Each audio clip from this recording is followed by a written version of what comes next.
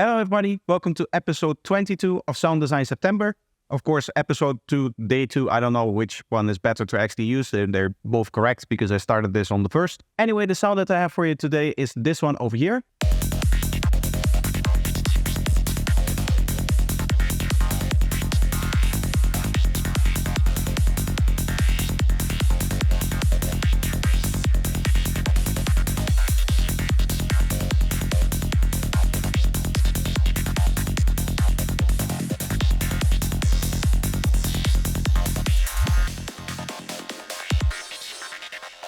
This sound, just like yesterday's sound, is another one that is going to use the tones from the tones pack. But there is an interesting thing that I'm doing in here that doesn't necessarily involve only using the tones pack. You can do that in any type of sound really. And that is this sound design idea of using certain waveforms that need to be there just for the effect that they have on the sound, and then we remove them again. So as you can see over here, we're using the sub oscillator. And you can see that it's set to an octave of 0, meaning that it's going to generate the sine wave that is roughly at the sub bass registry. So the frequency area where the sub bass is, and that we're really not interested in with this sound. And the sole purpose of that sine wave is to make the distortion sound different. And as you can see, after that, we're using both the multiband compressor over here, as well as this high pass 24 dB per octave over here, to really get rid of that sound again. We're just interested in the effect that it has on the sound when it's going through the distortion here.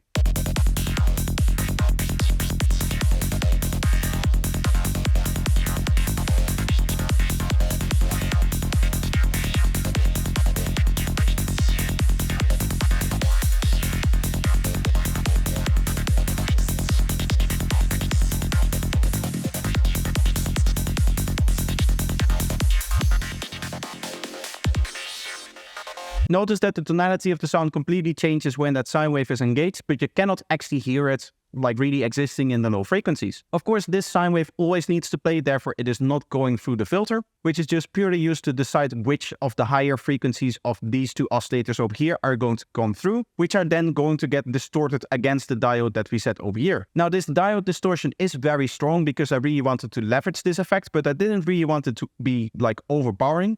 So you can see if I set the mix all the way up, we get like a completely noisy sound here.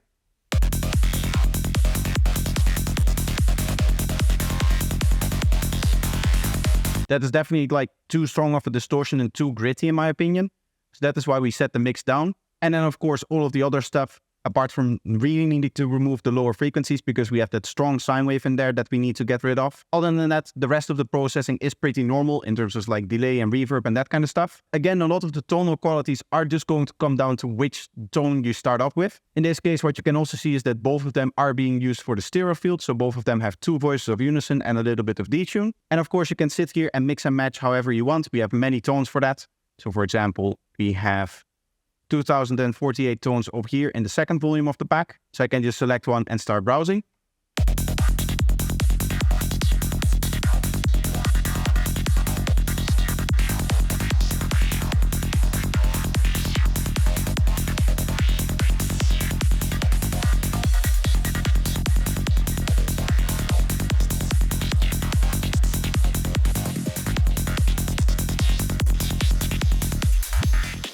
Of course, also off gear.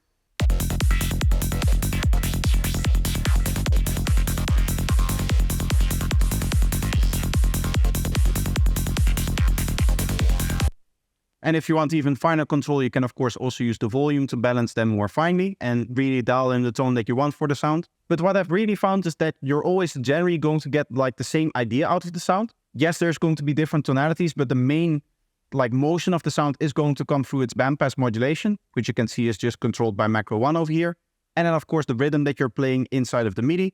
In this case, we have one long MIDI note over here that is being chopped up by Rhythmizer. If you have Rhythmizer, you can copy over the settings, but of course that is something where you can really be experimentative and just try whatever you want. Maybe you have a rhythm in mind for yourself that you can just write into MIDI, or sometimes there's other tools. Of course, Rhythmizer is available, but Altar of Wisdom also has some really great tools for that kind of stuff. And then for the modulation, I recommend using something like this, which is my MIDI controller. Of course, you have to use your own MIDI controller. You cannot use my exact MIDI controller because it's mine, you know, I'm not going to send it out to you. But these kind of lively automations that we see in here, which really are just recorded moment by moment, can be best done with something like a MIDI controller. But again, that is an area where you can experiment and maybe draw something in if you want to go for something a little bit more simple, or set up a very complex modulation setup with several random LFOs if you want to do something like that. So you can see that the sound is really very simple. So what I want to do next is I want to show you a little bit of a different trick that you can do with this. We'll make some particle sounds instead using this trick. I do quickly want to say that both of these patches that we're going to be covering in this video are going to be available up on my Patreon page.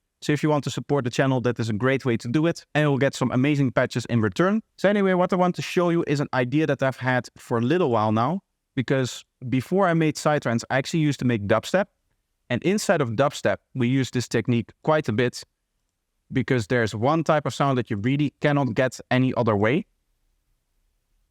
And that is going to be 2 sine waves. I'm going to tune this up by 3 octaves here. Let's play this. We now have a lower frequency and a higher frequency, and we'll distort those against that with a simple tube distortion. And there you have something called a crooker bass. Now you can imagine that there's some interesting things that we can do if we change the pitch of this oscillator relative to this oscillator while we are playing.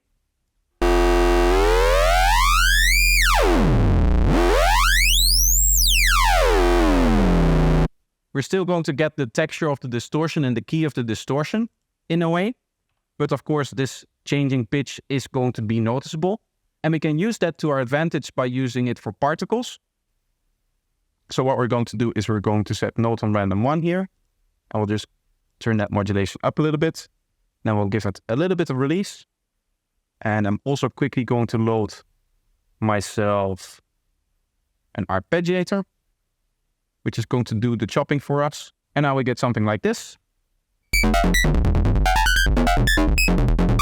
Of course, we will need to remove that lower frequency there. Let's do that again with a high 24, so that it's nice and taken care of. I'm gonna add the multiband compressor here.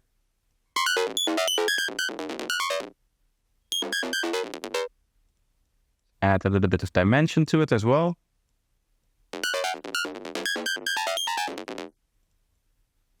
And of course, you're going to need some delay and reverb, which is where the particles are really going to come through.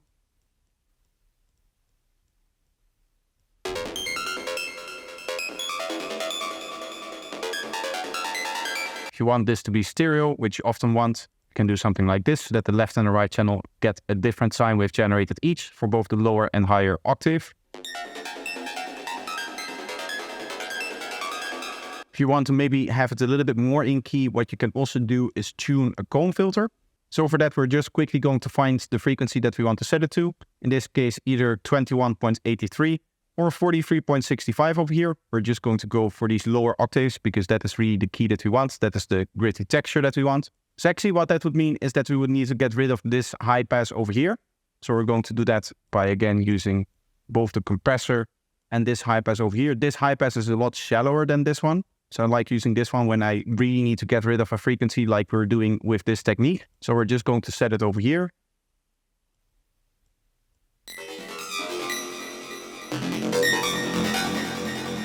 You get something like that out of it. Maybe let's add this EQ afterwards, so it's also going to shape the comb filter effect a little bit.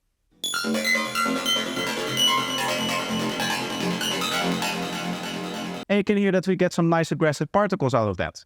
So that's going to be it for today. I hope that you enjoyed this one.